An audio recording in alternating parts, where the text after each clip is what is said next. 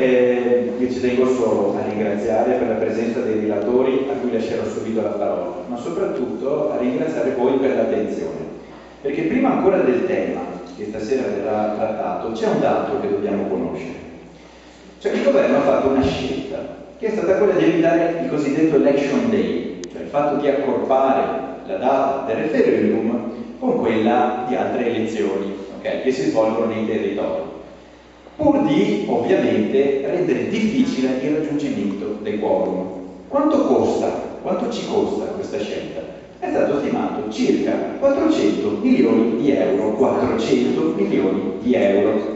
Il totale delle royalties, dei diritti, no?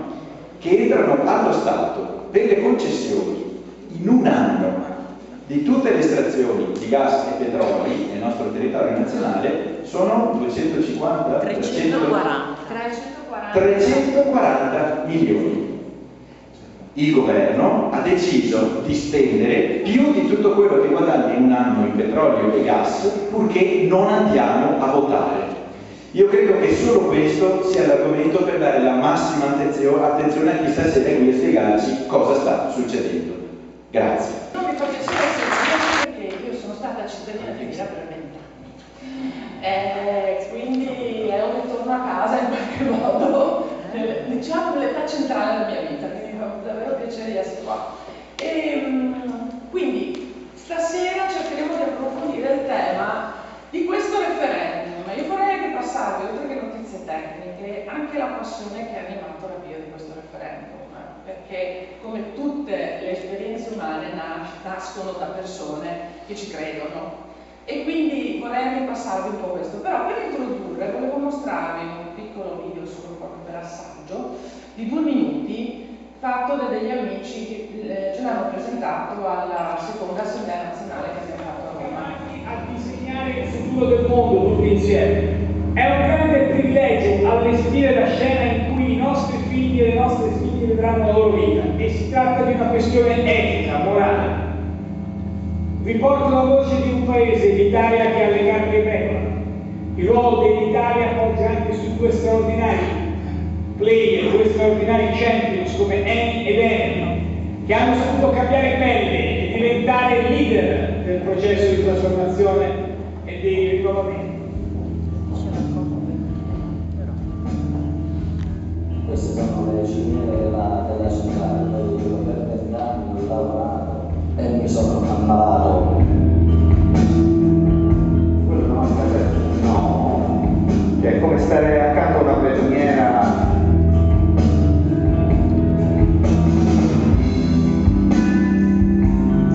Quando parliamo di mercato finanziario del petrolio, parliamo di questa gigantesca commodity artificiale a cui non corrisponde una goccia di petrolio vero. Io non vedo nessuno che abbia la forza di mettere in mano un sistema di piedi. Il mare del giuridico, perché Flavio era andato coperto con le piattaforme, e poi se non avesse fissato quel 6 che c'è ci rimette tutto.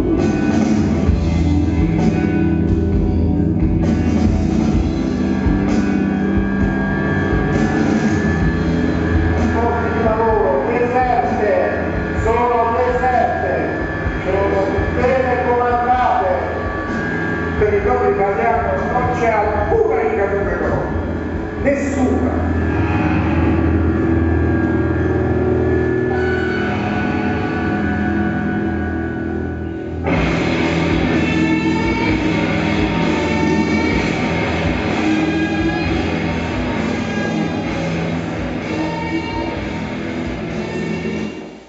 È giusto lasciare i titoli e i nomi degli autori.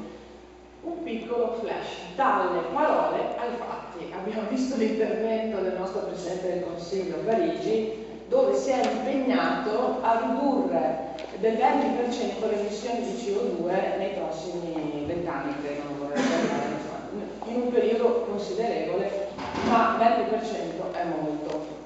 Questo referendum, qualora vincesse il sì, andrà a ridurre le emissioni di pochissimo, 2%. Rispetto agli impegni presi. È molto poco, ma è perché altro non c'è in campo per andare a rendere merito di queste parole espresse a Parigi a nome nostro da parte del signor Renzi. Quindi questo referendum è l'inizio di un percorso. L'inizio vuole essere l'inizio di un percorso per andare verso la fine del fossile e l'inizio di una nuova era. Fine del fossile, che attenzione non può essere dall'oggi al domani, ma sappiamo bene che esige una lunga transizione, ma la transizione deve iniziare e questo può essere un inizio simbolico.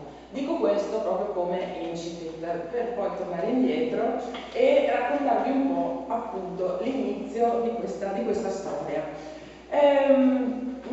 Soprattutto in Basilicata sono nati dei comitati NoTrib e in Puglia e in varie altre regioni dove le trivellazioni hanno devastato i territori.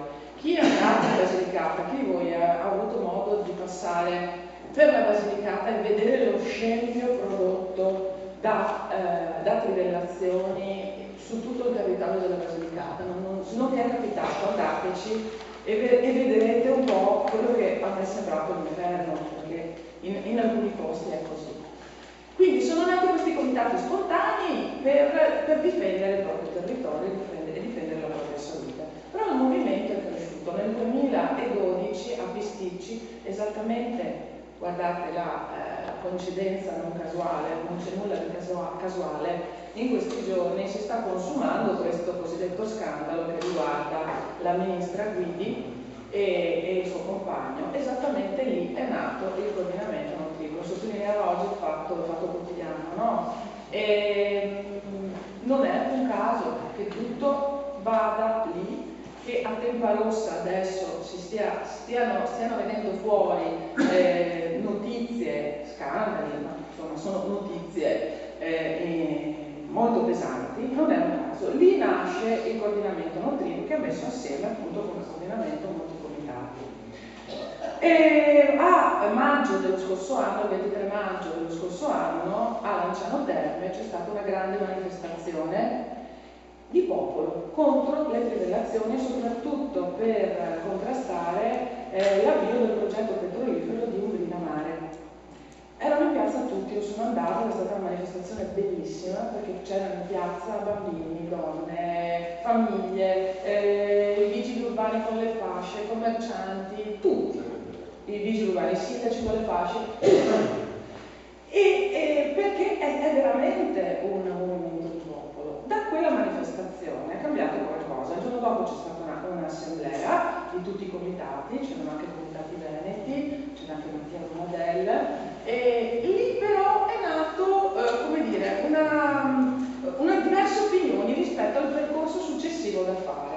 Ce ne siamo resi conto dopo che c'erano idee diverse, in quell'assemblea sono semplicemente emerse. Poi lungo il tragitto si sono delineati in maniera più chiara. Sostanzialmente c'è stata una via politica per tentare di fermare Umbrina Mare e l'installazione di nuovi progetti petroliferi. Una via politica che è stata quella del Movimento Possibile di Civati, che ha iniziato una raccolta di firme per 2 quesiti che riguardavano le trivelle e altri quesiti in ambito sociale. Come coordinamento noi abbiamo subito detto che sarebbe stato un suicidio perché non c'erano i tempi, bisognava depositare i quesiti entro il 30 di settembre e avevamo solo l'estate davanti, luglio-agosto. Sappiamo che luglio-agosto l'Italia è morta, quindi in tanti abbiamo detto guardate che rischiamo di fare una raccolta firme che poi va a minare il lavoro successivo. Va bene, è andata avanti quella strada e non sono state raccolte le firme purtroppo, che invece sarebbe stato importante. Poi c'è stata una strada, diciamo, di movimento. Un nostro amico abruzzese l'ha definito dell'estetica dei movimenti, cioè continuiamo a fare battaglia come movimento facendo resistenza come abbiamo sempre fatto. E infine c'è stata appunto la strada del coordinamento nazionale NoTrib che ha invece scelto di dire no, dobbiamo essere concreti, dobbiamo bloccarlo, non abbiamo i tempi per farlo attraverso questo tipo di lotta, seppur valida. Facciamo una cosa, proviamo a invitare le regioni italiane come la Costituzione a richiedere un referendum. il referendum può essere richiesto attraverso la raccolta di 500.000 firme attraverso 5 regioni italiane che ne facciano richiesta. Per la prima volta nella storia della Repubblica sono state 10 invece le regioni che hanno accolto questo appello. E dopo, diciamo 10 meno 1, perché l'Abruzzo, su pressioni personali del Presidente del Consiglio, si è ritirata. Però il 30 di settembre sono stati depositati i quesiti e poco dopo la Cassazione li ha fatti passare tutti e 6. Questo è stato l'inizio del boicottamento sistematico da parte del governo del nostro percorso, in vari modi, attraverso pressioni personali ai presidenti delle regioni, ai delegati dei consigli regionali e attraverso una via giuridica. Voi sapete che un referendum, una volta indetto, una volta che i quesiti comunque sono passati a valle dalla Corte Costituzionale e la Corte di Cassazione, può essere fermato solamente se vengono recepiti da un punto di vista di leggi dello Stato. Quindi cosa ha fatto il governo? Con la legge finanziaria ha recepito 3 di questi quesiti, però ha dato con una mano e ha tolto con l'altra. Ha dato non alle società petrolifere, intendo dato. Che cosa è passato? Poi magari altri ospiti, altri relatori approfondiranno anche il quesito relativo proprio alla questione quindi. Però io vi dico che 3 di questi quesiti sono stati recepiti e abbiamo già ottenuto qualcosa attraverso questo percorso. Abbiamo ottenuto che venisse abolito il decreto, l'articolo 35 del decreto sviluppo che Monti aveva promulgato dopo che la Prestigiacomo, il governo Berlusconi, aveva abolito la possibilità di trivellare entro le 12 miglia, di avviare nuove installazioni petrolifere entro le 12 miglia navigabili. Effettivamente non permettiamo nuove trivellazioni entro le 12 miglia. Monti invece le reintroduce con il decreto sviluppo. Successivamente arriva Renzi e il cosiddetto Sblocca Italia. Sblocca Italia che vuole anche aprire a nuovi investimenti per riavviare lo sviluppo, il lavoro e così via. In realtà non è così, a parte che lo Sblocca Italia è molto complesso, da vari punti di vista, se non stiamo parlando di Sblocca Italia, mi fermo sull'aspetto di relazioni. Quindi, con il primo quesito praticamente la legge finanziaria recepisce che di nuovo non si possono avviare nuove trivellazioni entro le 12 miglia marine. Secondo quesito che viene recepito riguarda la possibilità di espropriare terreni già in fase di ricerca degli idrocarburi. Pensate a questo assurdo, cioè era stata introdotta la norma per la quale io potevo venire qui, si sospetta che a Mira, a Borbiago di Mira ci sia del petrolio, sospetto, non lo so, può essere, esproprio tutto e poi vado a verificare se c'è o meno.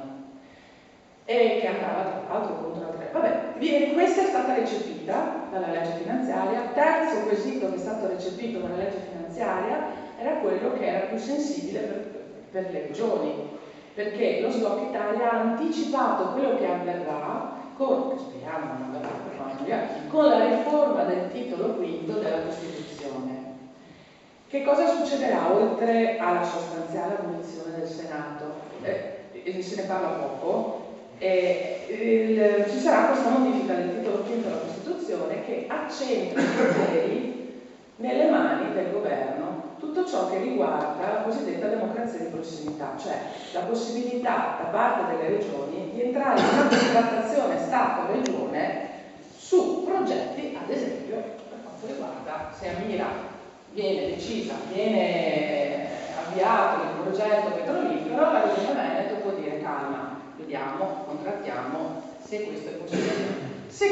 Quindi questa cosa è passata. A questo punto noi abbiamo anche avuto paura, abbiamo detto beh, le regioni adesso sono state accontentate, vedrai che si ritirano. Noi invece no, abbiamo avuto la sorpresa, perché chiaramente c'è un elemento politico tutto interno al PD, però abbiamo sempre avuto l'unanimità delle regioni, dei consigli regionali rispetto alle decisioni prese, al di là del colore politico, perché voi sapete, Veneto ha un colore, altre regioni sono PD e così via.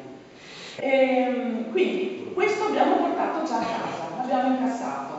Cosa non è stato recepito? Non sono stati recepiti altri 3 quesiti, ma soprattutto che cosa è successo? Il governo ha tolto via il piano delle aree.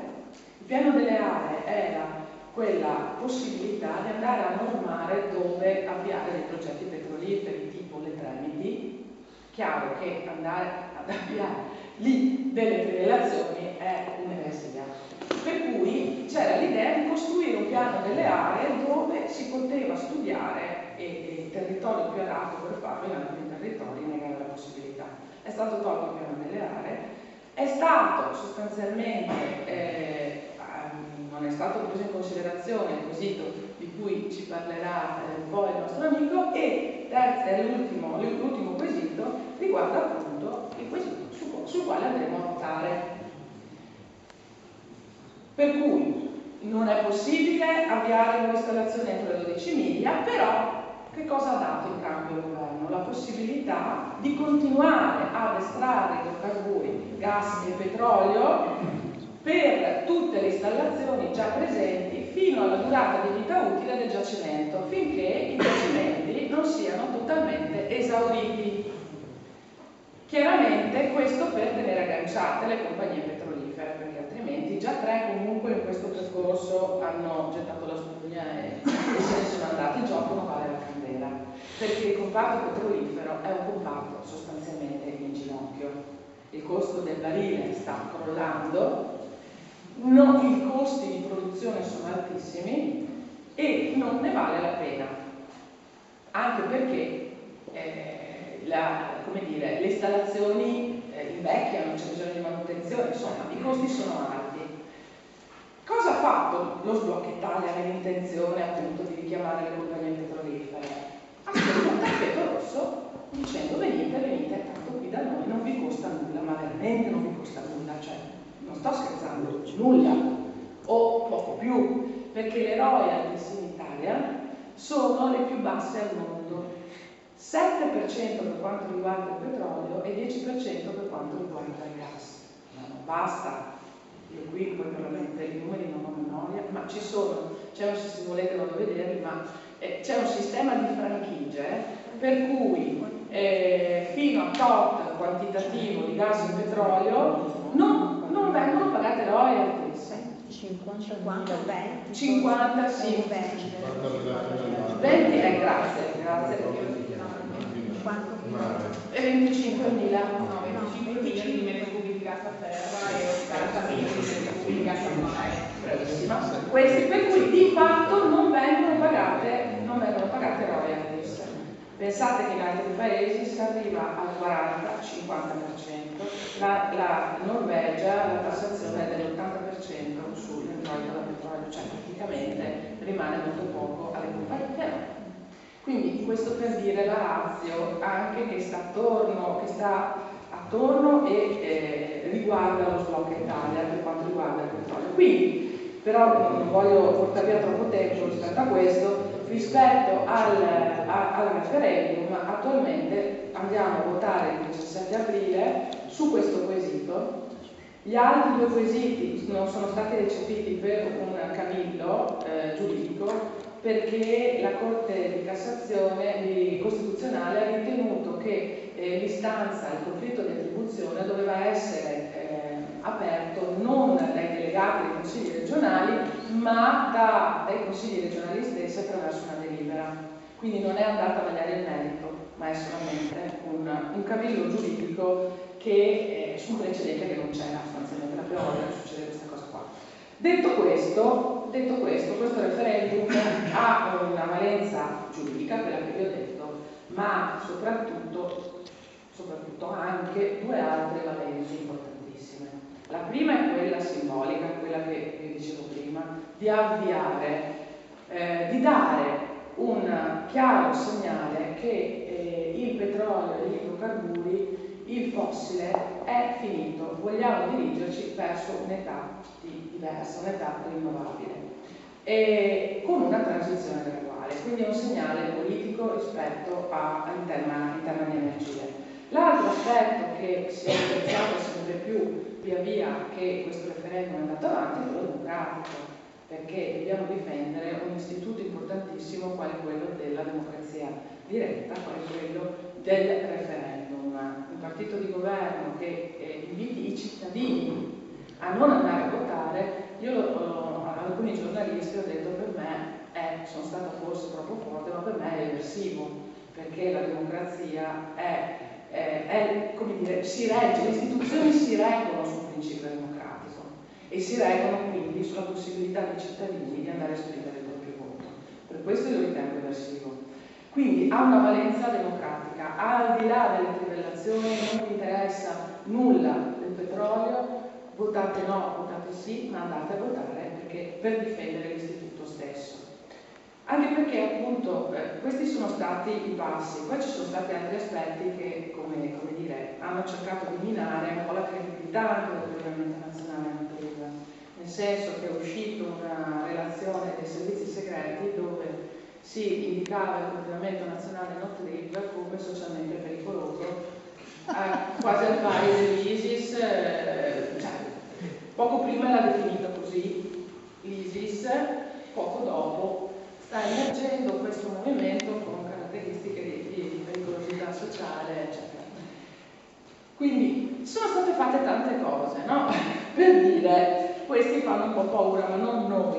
La possibilità degli italiani, questo punto, il fatto di poter esprimere la propria voce su un tema importantissimo, quale quello ambientale e quale quello delle politiche energetiche, perché la democratizzazione dell'energia diventa anche democrazia sostanziale da un altro punto di vista, e questo che fa paura. Il controllo energetico è un controllo su anche altri livelli.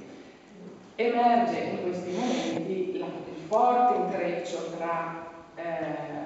tra politica, compagnie petrolifere, istituzioni, lo stiamo vedendo.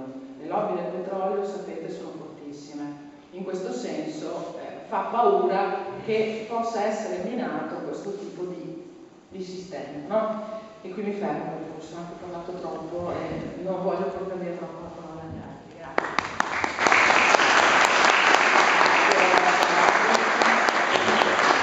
Cosa dice? Il certo esito chiede, eccolo qua. Qual era la tua risposta?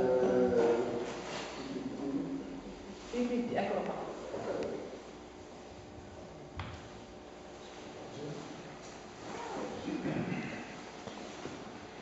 Allora, il quesito, aspetta, eccolo. Il quesito chiede di eliminare la parola, tecnicamente, la parola per la durata di vita utile del giacimento rispetto agli standard di sicurezza di salvaguardia dell'ambiente. Cioè, cosa è successo? Con la legge di stabilità del 2016 è stato detto che chi ha una concessione per le estrazioni di petrolio o gas entro le 12 miglia può continuare a estrarre fino a esaurimento naturale. Attualmente le concessioni erano di 30 anni o poi rinnovabili, quindi assolutamente, quindi le concessioni che sono state date ora sono state date, cioè che sono state date prima, sono state date con 30 anni di concessione e tutti i piani economici che erano stati fatti le supportavano tranquillamente. Quindi stiamo favorendo oggi dicendo che posso estrarre quanto voglio nel sottosuolo, sto favorendo chi ha la concessione. Sto favorendo perché?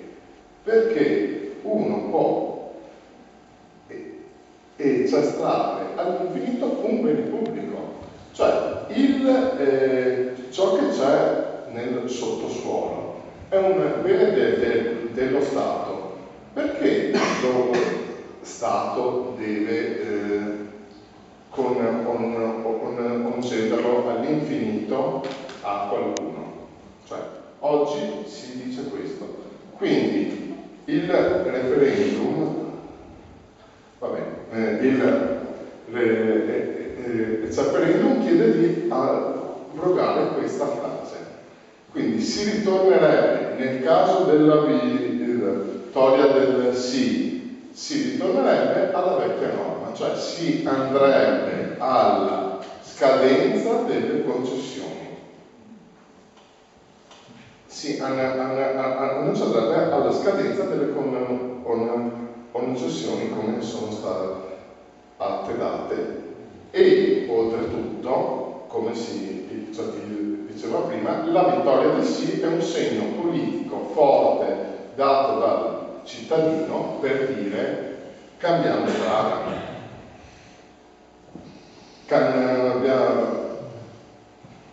Mostrata e andiamo verso un futuro rinnovabile. Due cose tecniche che saprete assolutamente tutti. Il referendum è abrogativo e vale se va a votare il 50% più uno degli aventi diritto. Per abrogare il comma bisogna votare sì.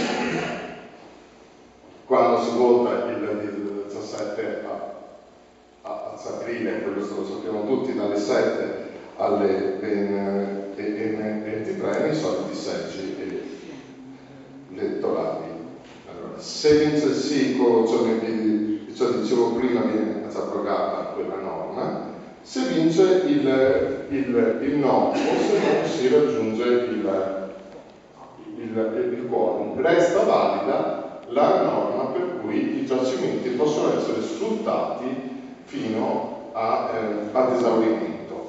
Però abbiamo anche un segnale molto forte che è quello di poter continuare ad estrarre e ad investire nelle fonti fossili oggi che dopo Parigi, ma dopo anni che si sta lavorando per il risparmio energetico e verso un futuro rinnovabile, questo qui sarebbe un gran colpo politico. Io non sono d'accordo con Roberta quando dice questo è un punto di partenza. La partenza nel cambio di stile energetico, nel cambio di utilizzo dell'energia è già avvenuta. Oggi 850.000 persone a casa hanno un impianto fotovoltaico che produce in un anno l'11% dell'energia elettrica. Quindi è una democratizzazione, questa è la democratizzazione dell'energia. L'11% dell'energia elettrica è prodotta da 850.000 persone. Ovvio che fa paura, ma cioè uno Stato maturo deve essere consapevole che lasciare la produzione dell'energia in mano ai propri cittadini è un segno di democrazia e di maturità del cittadino. Ora va bene le slide, dopo si va avanti, ma magari mi concentro in tutte quelle cose che in questi giorni state enunciando, o vedete nei social media, su chi sostiene il no o l'astensione. Una delle cose che mi è detto è che non è vero che questo è un voto contro le nuove trivellazioni. Falso, perché è vero che non si possono più dare con cessioni, ma nelle concessioni che ho posso fare pozzi e piattaforme. Un esempio immediato che accadrà subito è l'esempio del canale di Sicilia, dove c'è un pozzo che si chiama Vega A, che ha una concessione che dovrebbe terminare nel 2022, qualora incesse il no, il progetto Vega B, sempre all'interno del 12 miglia, per fare la seconda trivellazione e la seconda piattaforma è già pronto. Quindi non è vero che non ci saranno altre piattaforme e altre formazioni. Molti dicono che le piattaforme sono sicurissime e non hanno inciampati sul mare. A parte che il Mediterraneo e maggiormente l'Adriatico è un mare chiuso, quindi qualsiasi problema a livello ambientale o di sversamento rischia di diventare catastrofico. Ed è l'ISPRA stessa, l'Istituto Superiore per la protezione dell'ambiente, a dire che nel caso di sversamento il massimo che si riesce a recuperare in questo caso di sversamento petrolifero è il 30%, quindi assolutamente c'è un 70% di materiale che andrà ad inquinare il mare e le nostre coste. Le nostre coste che sono la vera ricchezza, cioè pensate a tutta la costa adriatica, tirrenica, ionica, senza il turismo, cosa sarebbe? Metterebbe assolutamente in ginocchio il paese. Allora, altra cosa che viene detta è che se noi chiudiamo le piattaforme oggi avremo più importazioni dalla Russia. Allora io vi do un dato: a oggi le estrazioni di petrolio in mare sono l'1% del petrolio che consumiamo, è meno del 0,1%. Quindi stiamo parlando di nulla. Stiamo parlando di nulla. Per ciò che riguarda il gas, è il 3% del petrolio che consumiamo. Negli ultimi 10 anni, solo con le attività di efficientamento energetico e di risparmio e di fonti rinnovabili, i consumi sono scesi del 22% del gas e del 33% del petrolio. Quindi forse se dobbiamo investire per un'autosufficienza energetica, continuiamo ad investire nelle rinnovabili, nelle riqualificazioni e nel risparmio energetico. Altra cosa che viene detta è che il 65% del gas viene dal mare. Anche questo è abbastanza falso, appunto, per i dati che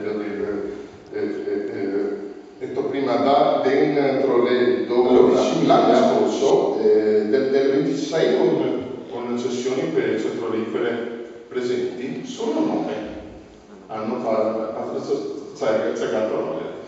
Le altre sono state al di sotto. Quindi non è questo chi già ci dimostra come non sono questi i soldi che servono, che arrivano per la ricerca e l'innovazione. Altra cosa rispetto ai soldi che arrivano dalle royalties. Vi faccio l'esempio della regione Emilia-Romagna, che ha all'incirca 7,5 milioni di royalties e ha speso fino a oggi 1,3 miliardi di euro di danni per la subsidenza, cioè per l'erosione delle coste. Quindi che sono delle royalty che non andranno mai a ripagare il danno Grazie mille anche per questo invito e vedo anche che abbiamo riempito la sala, per cui mi fa molto piacere. Dunque, come appunto è già stato detto, il 17 aprile siamo chiamati a votare in merito a questo referendum abrogativo, appunto per abrogare questa norma che prevede che le concessioni per l'estrazione e la ricerca di idrocarburi entro le 12 miglia marine possa continuare fino all'esaurimento del giacimento. Allora, se da una parte è vero che questo quesito ha degli effetti diretti molto limitati, noi non dovremmo limitarci a guardare quali sono gli effetti diretti che avrà questo referendum se dicesse il sì, ma dovremmo guardare un po' più in là, cioè il fatto che come cittadini siamo chiamati a usare questo strumento importantissimo di democrazia diretta per esprimere, per partecipare a quelle che sono le scelte politiche del Paese. E quindi se andassimo tutti a votare e dicesse il sì, sicuramente sarebbe una grossa botta al governo, metteremo il governo con le spalle al muro e gli diremo: smettila di investire nelle fonti fossili, non lo vogliamo più, noi vogliamo che ci sia una transizione energetica verso un modello energetico diverso, verso appunto le fonti rinnovabili, verso sistemi di efficienza energetica e di risparmio energetico. Quindi è questo quello che dobbiamo vedere di questo referendum, un'azione politica, il messaggio politico che lanceremo al governo con il nostro voto positivo a questo referendum.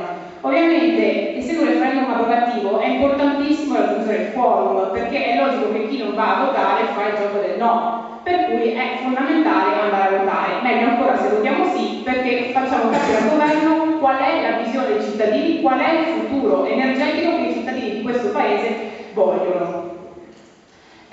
Appunto, comunque io volevo un attimo aggiungere una serie di elementi che i comitati del no portano, i comitati del no dell'astensione portano per sostenere l'affossamento di questo referendum e che appunto Pietro non ha menzionato perché sono tante. Io vedo che si è cominciato a parlare di referendum, appunto come ha detto Alvise prima, purtroppo si è fatto in fretta e furia, si è scelto questo giorno appunto per dare la possibilità di fare informazione su questo tema. E poi appunto anche gli spazi per parlare di questo tema sono stati assegnati molto in ritardo, per cui si è cominciato a parlare molto di recente di referendum. Non so neanche se tutti sanno ancora che il 17 aprile si va a votare per il referendum, non sono molto sicura di questo. Fatto sta che appunto l'informazione è da tardi. Io accendendo i canali della TV in questi giorni, accendo la TV magari quando mi sveglio, oppure alla sera quando torno a casa, e vedo spesso questa gente dei comitati del no in TV. Spero che non ci siano solo loro in queste trasmissioni, ma mi è capitato spesso di vedere questi sostenitori del no in TV. E appunto una delle ragioni principali che portano questi comitati, questi sostenitori del no, è quello appunto dell'impatto devastante economico che il nostro Stato avrebbe da questo esso referendario. Allora, innanzitutto c'è da chiarire che stiamo parlando di un referendum che riguarda 17 concessioni che scadranno tra il 2017 e il 2027, cioè se noi riusciamo a far vincere il sì, comunque queste 17 concessioni, che sono quelle che ci sono entro le 12 miglia marine che sono attive, scadranno tra il 2017 e il 2027. Quindi effetti, cioè non è che il 18 aprile chiudiamo le trivellazioni in mare o a terra, anche perché questo riguarda solo le trivellazioni entro le 12 miglia. E appunto 17 concessioni. Oltretutto, appunto, questo impatto devastante economico non ci sarebbe perché poi, come abbiamo detto, le royalties che si pagano. Poi non so se sapete cosa sono le royalties, sostanzialmente il petrolio è una risorsa dello Stato, quindi dei cittadini, non avendo le infrastrutture per estrarre questo petrolio, lo Stato lo fa fare questa estrazione a delle aziende private che però devono dare una parte dei loro utili che ricavano appunto dalla vendita di questi idrocarburi, lo devono dare allo Stato. Appunto noi abbiamo le royalties più basse, tra le più basse al mondo, e abbiamo anche questo meccanismo delle franchigie per cui alla fine facendo un calcolo per il 14% delle concessioni, e sto parlando di tutte, non solo quelle entro le 12 miglia, ricordando sempre che la maggior parte delle concessioni date sul nostro territorio sono a terra o oltre 12 miglia. Quelle date entro 12 miglia sono veramente un numero esiguo, appunto 17 riguardano appunto questo quesito referendario. Appunto, solo il 14% di tutte le concessioni sul territorio, date a terra, e solo il 21% delle concessioni per l'estrazione di idrocarburi a mare, alla fine pagano le royalty. Quindi noi veramente, anche se dovessimo perdere comunque a scadenza di queste concessioni le entrate di queste royalties, poi io non sono andata a vedere nello specifico quali di queste 17 concessioni pagano le royalty, probabilmente insomma l'aggravio economico per il nostro paese sarebbe veramente un'altra ragione che portano avanti questi sostenitori del no e dell'astensione è appunto quella dei posti di lavoro. Allora questi signori insieme al governo dovrebbero rendersi conto che con la politica energetica attuata, col piano energetico nazionale improntato da Monti e poi portato avanti da Letta e da Renzi successivamente, che ha visto un rilancio delle trivellazioni, abbiamo affossato le energie rinnovabili, perché dal 2013 ad oggi abbiamo avuto una riduzione del 60% degli investimenti in energie rinnovabili e circa la perdita di 60.000 posti di lavoro. Quindi Renzi ha fatto lui un bel disastro in termini occupazionali di investimento per il rilancio delle energie rinnovabili e anche per l'occupazione di un nuovo settore che veramente avrebbe avuto, come dicevo prima, il settore del petrolio è un settore veramente in crisi in questo periodo, appunto perché sono crollati i prezzi delle materie prime e quindi appunto si è creato un sacco di disoccupazione in questo settore e oltretutto c'è un sacco di cassa integrazione. Quindi appunto sicuramente se questo settore non sta sicuramente perdendo occupati per il referendum o perché si sta investendo in energie rinnovabili, perché non si sta facendo, anzi appunto Renzi sta prendendo in una direzione totalmente contraria, ma appunto i posti di lavoro si stanno perdendo perché il settore è in crisi. Oltretutto è anche chiaro come la norma che andiamo ad abrogare con il referendum del 17 aprile è stata voluta probabilmente dalle lobby del petrolio, proprio perché considerando che nel nostro territorio si estrae il petrolio, ce n'è poco, le riserve di idrocarburi sono veramente esigue e comunque sono anche molto difficili da estrarre. Ecco perché soprattutto in questo momento in cui i prezzi sono crollati è anche molto economicamente svantaggioso estrarre questo petrolio. Non ci sono pericoli per l'ambiente, già adesso sicuramente abbiamo dei pericoli per l'ambiente che derivano da queste estrazioni di idrocarburi, perché si usano sostanze chimiche in queste piattaforme, perché spesso ci sono degli sversamenti di sostanze di idrocarburi in mare, ma appunto è il Ministero dell'Ambiente che di recente ha anche fatto uscire quelle che sono le analisi chimiche, ad esempio sulle cozze che sono state raccolte nei pressi di queste piattaforme, e si è rilevato appunto, oltretutto il Ministero dello Sviluppo Economico ovviamente questi dati non li voleva far uscire, li ha fatto uscire solo sotto pressione di Greenpeace, e è risultato che l'86% di questi campioni di cozze prelevate aveva soglie di mercurio oltre quanto previsto dalla norma di legge. Ovviamente questo non rende notizia di adesso, non so se no, perché scusate se mi introduco. Avevo sempre sul sito di Greenpeace ma di oggi, dello scandalo, c'è anche lo scandalo della cozza, siamo veramente alla paura. Sì, questo non è che rende velenose le cozze. No, i scambiarono le cozze che monitoravano l'inquinamento del mare. Ecco, perfetto.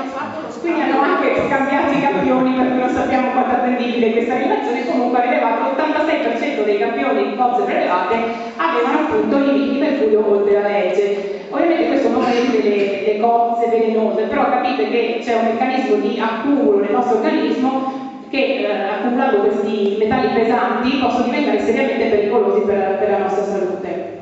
Oltretutto non c'è solo questo, per quanto riguarda gli impatti ambientali abbiamo anche le tecniche di prospezione utilizzate, ad esempio la tecnica dell'air gun che è fortemente impattante sulla fauna ittica. Praticamente questi AirGun sono delle bombe di aria compressa che hanno degli effetti devastanti appunto sui pesci, e quindi già hanno avuto degli effetti sul nostro settore idrico, e quindi appunto sono sicuramente fortemente impattanti. Oltretutto le estrazioni provocano emissioni di gas climalteranti, ma anche poi l'uso di questi combustibili fossili porta appunto alla produzione di gas climalteranti e di altre sostanze pericolose per la nostra salute. Oltretutto appunto un altro danno ambientale che è molto noto nella nostra costa adriatica è quello della subsidenza, che appunto in Emilia Romagna si sta pagando molto cara. Un'altra motivazione che viene portata avanti da questi comitati del no è che ci sono paesi che si affacciano sui nostri mari che comunque continuerebbero a estrarre idrocarburi, quindi sfrutterebbero le nostre risorse, e in più non ci eviterebbe appunto il rischio di grandi disastri. Ecco, anche questo è da smentire, perché il governo di centrosinistra della Croazia proprio di recente ha fermato le trivellazioni. Il Montenegro lo sta per fare, e comunque potrebbe anche essere un settore in cui potremmo farci appunto da pionieri. Il nostro governo potrebbe sedersi a un tavolo con questi stati degli impettai e cercare di fare insieme, di decidere insieme, di programmare insieme una politica di transizione energetica verso le fonti rinnovabili. Ecco, quindi queste sono una serie di motivazioni che possiamo tranquillamente smontare su chi non vuole, su chi vuole affossare questo referendum. Fondamentale, appunto, come dicevo prima, è andare a votare, perché se non andiamo a votare facciamo il gioco di chi vota no, e poi fondamentale è votare sì, perché dobbiamo assolutamente essere convinti e far capire al governo qual è la politica energetica che vogliamo per questo Paese. Noi del Movimento 5 Stelle siamo fermamente convinti che non vogliamo una politica energetica basata sulle fonti fossili, vogliamo maggiore indipendenza energetica, perché comunque anche se togliessimo tutte le trivellazioni dai nostri mari, dalle nostre terre, comunque non cambierebbe quasi nulla, perché siamo fortemente dipendenti, per quanto riguarda le fonti fossili, siamo assolutamente dipendenti da stati esteri. Questi ci rendono anche ricattabili, sempre sottomessi alle volontà di altri stati. E quindi è fondamentale andare a votare e votare sì. Noi del Movimento siamo anche, tra l'altro, da quando siamo entrati in Parlamento abbiamo cominciato a lavorare anche ad un piano energetico nazionale, cioè quando saremo al governo noi vorremmo assolutamente intervenire nel settore delle energie, e per questo ci siamo messi subito al lavoro. A fine 2013 abbiamo costituito un team di parlamentari e di tecnici che si sono messi a lavorare su un piano energetico a 5 Stelle. Oltretutto invece in questi mesi è partito anche il piano dei trasporti a 5 Stelle, anche questo fortemente legato alle politiche energetiche, perché i trasporti consumano circa il 70% delle energie da fonti fossili, e quindi noi stiamo lavorando su delle proposte serie, su una programmazione seria per questa transizione energetica. Ripeto, dobbiamo farlo capire, e questo referendum non è tanto i risvolti diretti che ha, ma è il segno politico che diamo al governo, che è fondamentale. Vogliamo una politica energetica diversa. Grazie.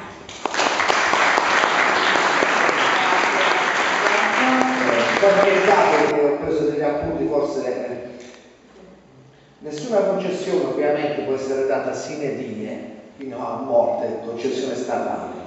Voi avete dato tante motivazioni, ce ne siamo dimenticate una.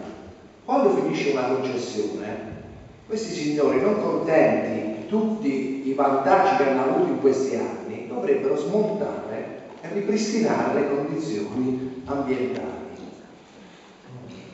Dando una concessione sine die, questi allungano nuovamente per altri 10, 15, 20 anni, quindi non faranno mai questi lavori e non ripristineranno le condizioni precedenti. Chi vi parla, e lo capite dall'accento, viene da una cittadina molto carina che si chiama Vasto e ha di fronte Ombrina Mare. Ecco perché diventando parlamentare, è stato il primo argomento su cui mi sono dedicato, pur venendo da totalmente un altro mondo. Io vengo dal mondo dello sport, quindi, però mi sono dedicato a questa tematica proprio perché avevamo il problema davanti casa. Quindi questo è un altro motivo, lo smantellamento del già esistente, che è costoso e che le compagnie dovrebbero fare e che rimuovano. Poi abbiamo parlato di lavoro. Voi qui avete un parlamentare che lavora nella mia commissione, Gianni Girotto di Treviso, che sull'efficientamento energetico, diciamo, ormai è il leader. Abbiamo dei calcoli. La creazione di 500 posti di lavoro con le fonti fossili costa 1 miliardo di euro. Quindi investire 1 miliardo di euro in fonti fossili crea 500 posti di lavoro. Investire 1 miliardo di euro in fonti rinnovabili ne crea 17.000, 34 volte di più, però non si fa. Renzi ha colpito pesantemente le rinnovabili, è partito Monti, ha continuato Letta, ma Renzi ha dato il colpo di grazia. Perché? Perché la fatturazione da fonti rinnovabili stava andando troppo oltre e quindi le lobby petrolifere hanno fatto sentire il proprio peso.